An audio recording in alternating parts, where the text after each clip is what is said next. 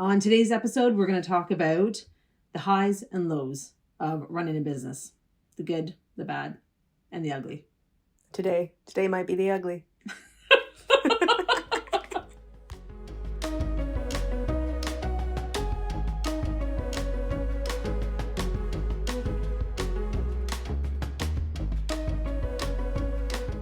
Welcome to the Chronicles of Caffeine and Ambition, hosted by the Cinder Sisters. I'm Stacey. And I'm Megan. And what we are here to do on our podcast is tell you about business, life, families, essentially everything that we do, we want to share with you because we have a lot of self-confidence. We've learned a lot of self-confidence over the years. We sure have. And we want to share that with you. We want to show you how. Let's do this.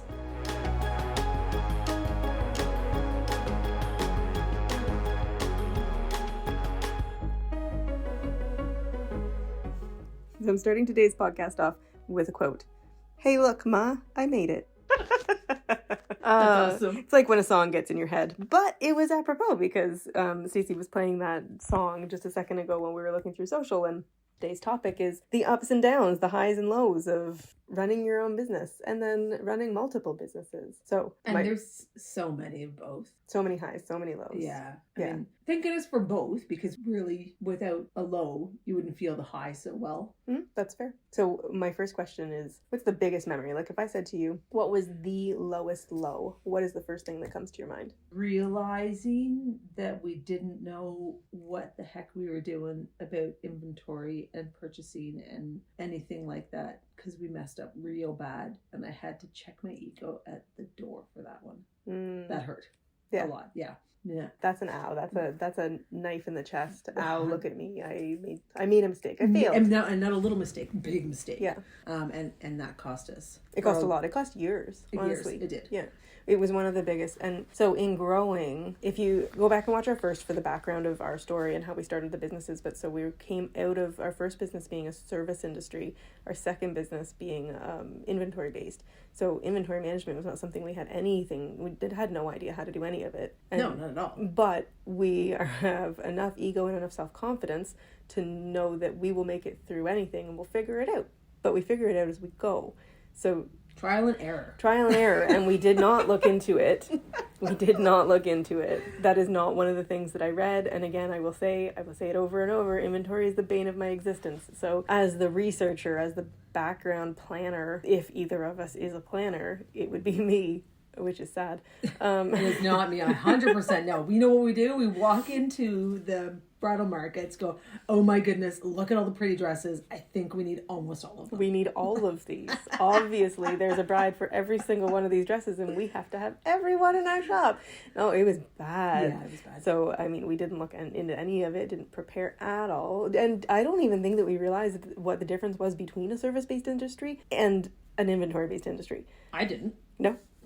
This is how unprepared we were. Yeah. But that's why we're here. That's why we're here talking to you. Because as much as we didn't plan, and maybe in hindsight, I probably would suggest that you have some kind of prep. I would always suggest that you know what you're walking into now in hindsight. Can I say that we do it all the time? Ourselves? No. No. Don't be silly. That's why we have a team now. That's why we have a team now, because we know our strengths and our weaknesses, and we know that planning is not a strength. It's so true, because it is the people that you build around you to run your business for you are so important, and you get smarter people than you in the things that you can't do. You use your strength and you do what you do best and what you love to do, and then that makes it a heck of a lot easier to run the business, because then the people who are doing those other things love to do it. Yeah. And they're really good at it. Yeah. Okay, well, I'll tell you mine too, because I asked. So my core memory personally of like one of the worst of times was coming off of that poor management of inventory. We were in such a bad spot financially in the business and everything. Too much staff, too much inventory, everything. We'd done pretty terribly wrong. Mm-hmm. I had to tell one of our suppliers that I just didn't have the money to pay them. And up until that point, it's not like you can think back and be like, well, they obviously knew that it wasn't going well. Yeah. But I had never said it out loud. So I guess our biggest core memories of the worst of times are the same. It's checking your ego. They both are, because I had to put my pride aside and actually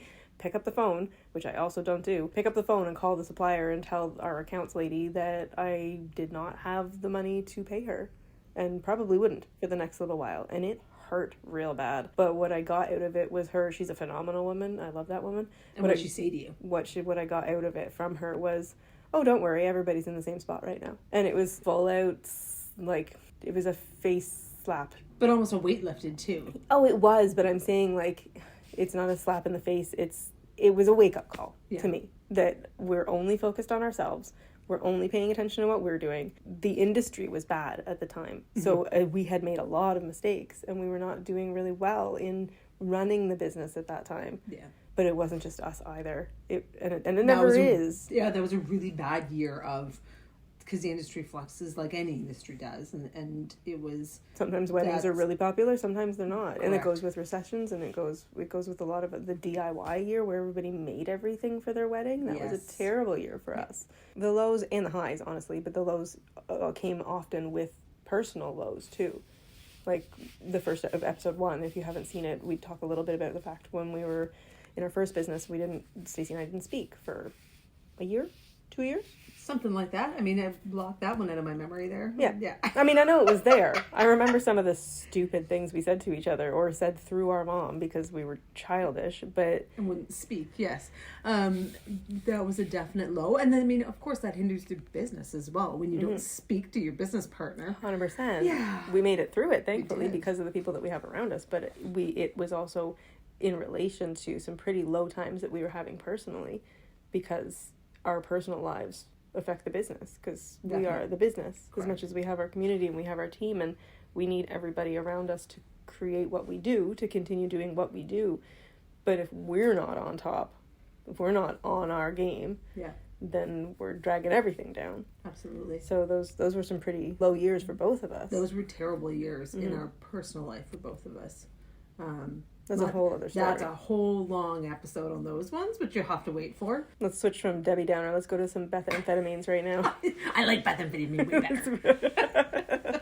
Okay, so what was your biggest high then? We've talked about your biggest low. What was your biggest high over the years? And we're talking like right back to the beginning. We're going on almost 20 years of owning businesses, and we just started our third, talking about a fourth. What over all of those years, what's like the biggest thing in your brain that it's like, that's the day, that's the fireworks day? Opening the second shop, when we opened our second boutique, and I don't even know if it was the day that it wasn't the day that we opened. It was a random day. We were going down to visit, do some training, see the girls who are running the shop there for us, and it was just pulling up beside it and the realization of, we have a second shop. Yeah. We look at us. And it's not even like, sorry, I'm throwing out terms like first business, second business, we own 33 businesses, but our bridal shop, the second business, has 2 locations. Correct. So this is heading to the second location. This is headed to the second location. So, I mean, we downplay ourselves pretty frequently. We don't realize what we have or how much we do. No, I don't think we do. And that day broke through that. That 100% it did. And there was no reason for it. It's not as if we were going for something exciting, anything. It was just a realization of driving around the corner, looking at it and being like, oh my God, that's ours. Holy, it's very hard for me not to swear right now. You can put in what you think I would actually say, but I can't say it on the podcast. Anyways, that's what I felt like that day. It was like this, like, oh my, look at us. Look, like, I'm so proud of myself, so proud of us, so proud of everything that everybody has gotten us here to this point. Because when we were starting out this journey, I remember saying to Meg, we're going to be so big. Like, so big. Everyone will know what Cinders is. Everyone will know us. This is like, I plan for like grander. And Meg used to roll her eyes at me and be like, yeah, okay, Stace. Sure. Nice. You keep going with your fancy plans there in your head. Thankfully, we now have somebody who is the rock to the double balloons that I get to be, because I get to float around and do the crazy ideas too, and dream and plan and crazy. Yes. And there's somebody else holding us down. So exactly. Unfortunately for him, he has 2 helium balloons to hold on to. He chose it. He did. We'll get him on the podcast one day and he can tell his side of the story. We're going to ask him his highs and lows because those will be funny to hear. His high will be joining us, his low will be joining us, and being told that he's not allowed to touch anything. That's exactly. Oh my gosh, that's a full episode on its own. Poor Chris. Oh. I have a high that is an extremely it's silly unless you're a bookwork person, which I'm not as much anymore, but I am much more so a bookwork person than Stacey. But one of my biggest highs is, and I was pregnant at the time, because when we bought the second business, when we bought the bridal shop, Stacey had just had a baby. Yes. And I was currently pregnant. Yes. With my first child. So the pregnancy, hormones, craziness, new mom brain, like we were maybe not with it quite then. But quite the time to be buying a business. Quite the time to be buying a business. And guess what I did and enjoyed it? I wrote a business plan. I wrote a proper 20-page business plan, and as ridiculous as this sounds, it sits with me as one of those major things that I've done in my life. And I wrote this massive plan, and I've never written one before, but I like writing and I like words. So I looked up what it was, looked up what you're supposed to have, and it was in order to get our loan. So me sitting there writing this business plan, and I enjoyed it. And then I lost it. The computer didn't save it. I lost the file 3 times. Hi. To a complete crash. And it only makes sense because because I was pregnant at the time, and I was probably doing something stupid. But how do you write a 20-page business plan and lose it 3 times? Because you're pregnant. 100%. But it is actually one of my highs to think back and know that I wrote that, and then was able to write it again. And then I think I fully lost it 3 times. So I did have to write it over again 3 times. But thankfully by the 3rd time I had pieces of it left, or I knew what I had written. But I was very proud of myself. So you should be. This is why we work well together. Because that is not my jam whatsoever. True. I'll get you some pretty pictures. I'll make things all nice, and I'll be creative, and give me that stuff all day, every day. Paint. Give me my paint clothes. I will renovate this building. Your 200-year-old paint cologne. I will renovate stuff for sure. But no, ask me to write a business plan, I will cry for days. Which is hilarious because I don't enjoy the crafty things. How many times every year we try and do something for Christmas with the team, and we always choose craft things. And we're sitting there on that day and doing this craft, and I'm sitting there going, I hate my life. I hate crafts. Why did I agree to this? Whose idea was this? I don't want to do this craft. Thankfully, it's not always about me, so everyone else enjoys the craft. Some of them enjoy the craft. Some of them come because we asked them to come. The alts team enjoys the crafts. True. Not all the bridal team does. Other years, we send them down zip lines and do things like that, and I don't think the alterations team enjoys that as much. That is, and that's a great comment though, because that would be one of the huge highs, the things that we have done, the crazy things. You think about running a business and taking care of your team, because we are really big on that. We're really big on taking care of the team and making sure that everybody's happy and doing things, because we like to do things ourselves, so why not do things as a company too? But instead of pizza parties, or I don't know, what are the things like barbecues? What do normal companies do? I don't know. I don't know. We take our zip lining.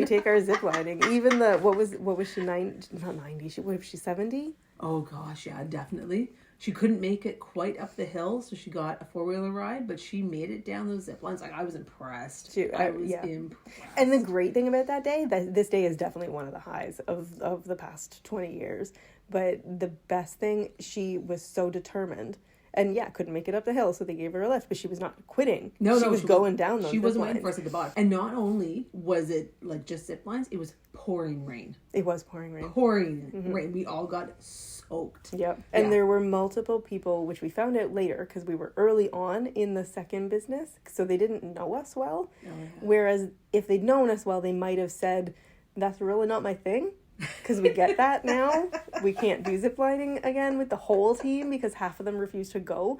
But they wouldn't say it early on because they didn't know us yet. So everyone came and everyone did it. But the greatest thing about it is that even though they afterwards told us that they didn't want to do it, they were afraid. One of them specifically, and she was one of the older ladies on the team, but she specifically said to me, I absolutely did not want to do that.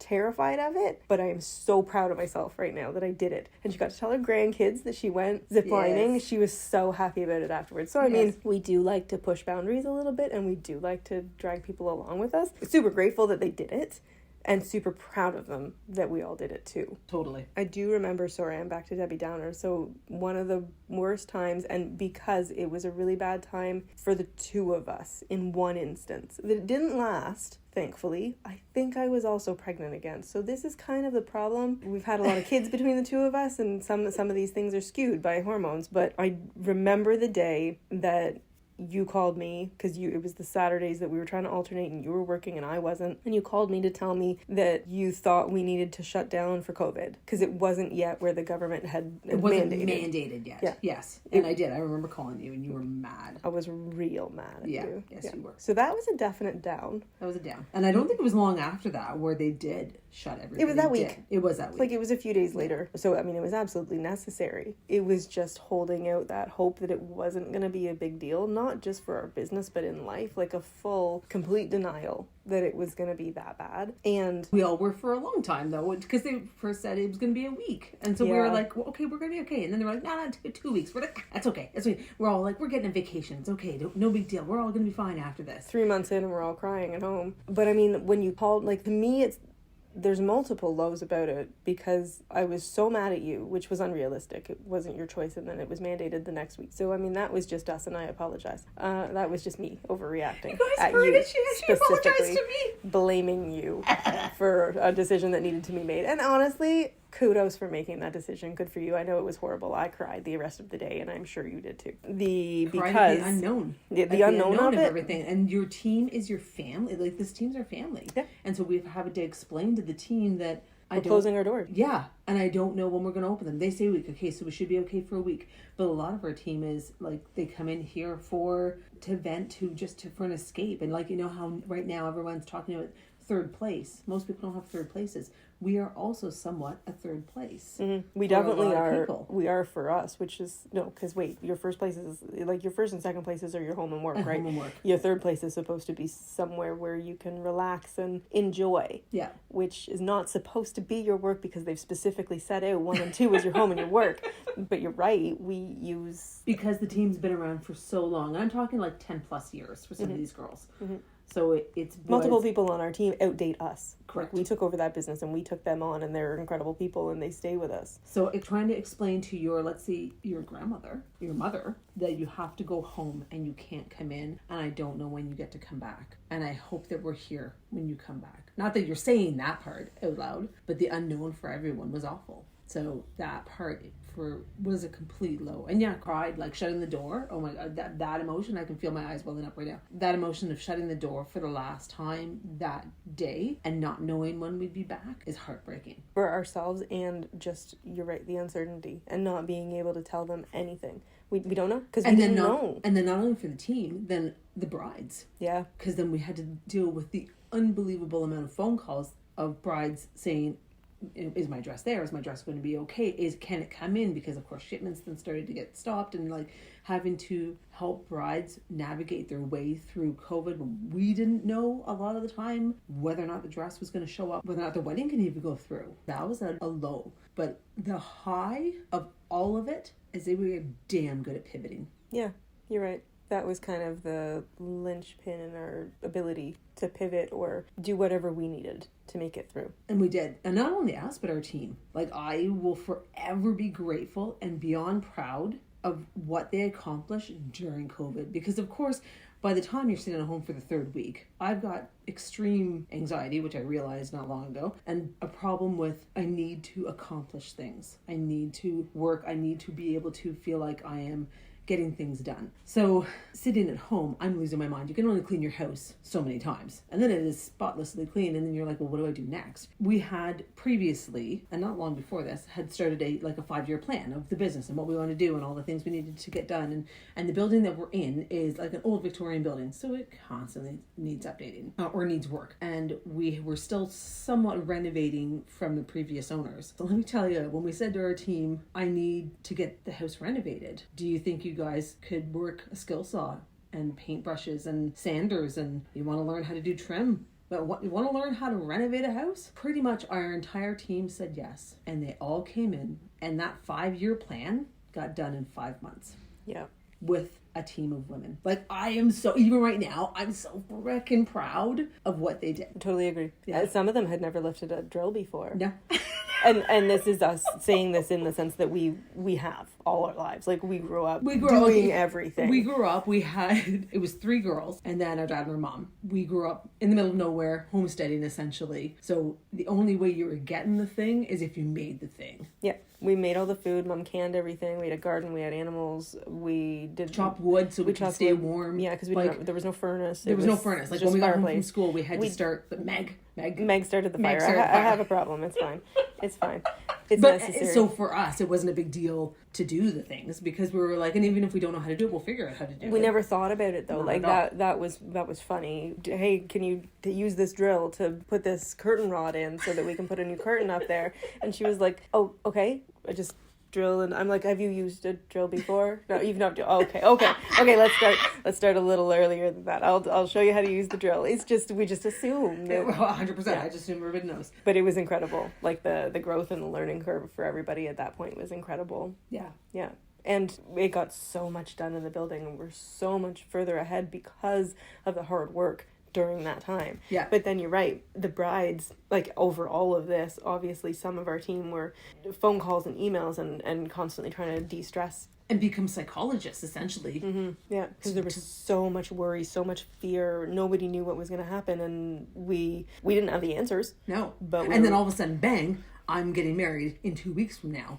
What can you do for me? Because we're going to do that, but I need to have the dress fixed, or I need to pick it up, and we're not allowed to see anybody, so we had to do a side door pickup and like figure out what does that mean when I can't see a bride for her dress, like because weddings were still allowed to happen even though you could only have it in your house with 2 people, and it was like unbelievable. It was in an a way, absolute mess. It was a mess, but thank amazing. Goodness we were allowed to still have weddings.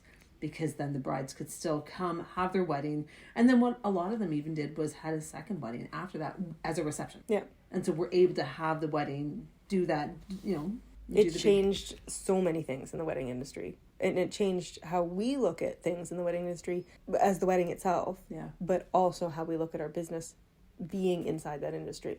How we serve the client. Yeah. We were already becoming an experience before that because we already knew that it was necessary.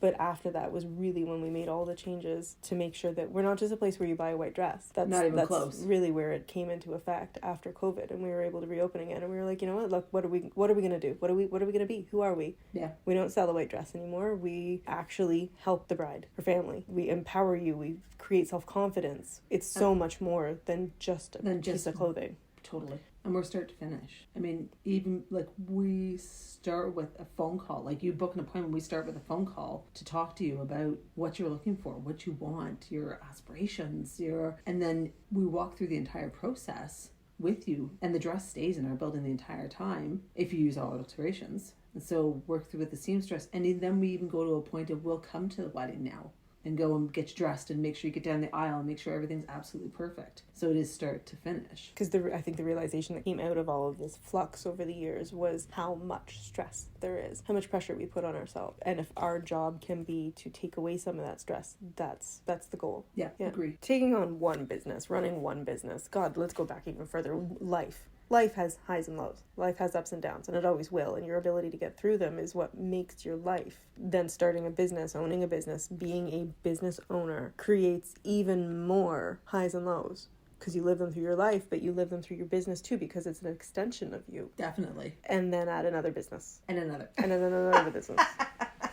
But I think you learn to navigate them so much easier and realize it isn't as stressful as what you think it is. You look at it, and if you look at it from an outsider perspective, not as the person whose business it is, I think there's always a solution to whatever the problem is. And I think we've gotten better at doing that for all the things that we've gone through. I totally agree. It's like a quote, and I'm going to butcher it, but I saw this thing the other day that was like 1 kid equals 1 kid, 2 kids equals 5 kids, 3 kids equals 2,596 kids. It's true. My house is absolute insanity. And then we added in dogs too. Oh, just crazy. But it's exactly that. But you learn more and learn how to manage more the more that you do, which is why we always say just jump in. Sure, have the plan. Have a plan, have an idea, because the problem is you can plan as much as you want, but what if the plan takes a 90-degree turn? Yeah. And you weren't planning for that. Then what do? You panic, you freak out. No.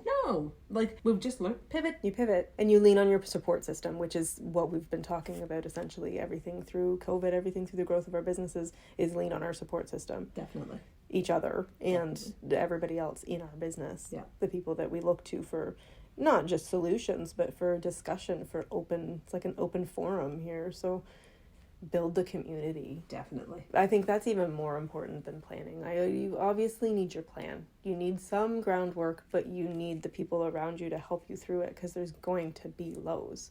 And then if you don't have the people through the lows, then who's with you through the highs? Exactly. Who celebrates that high with you?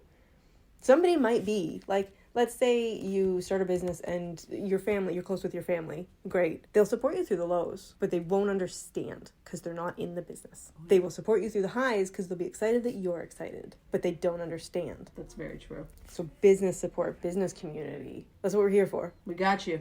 We got you. Empowerment and self-confidence and delusional support. Absolutely. We got that too. We've got enough delusion to go around. So let's grow. Join us, follow us, subscribe. Whatever the words are for podcasts that I don't know.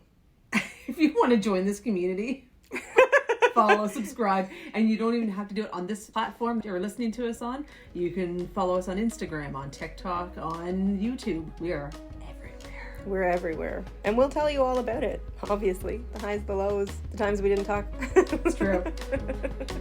Thanks for listening to us, everybody.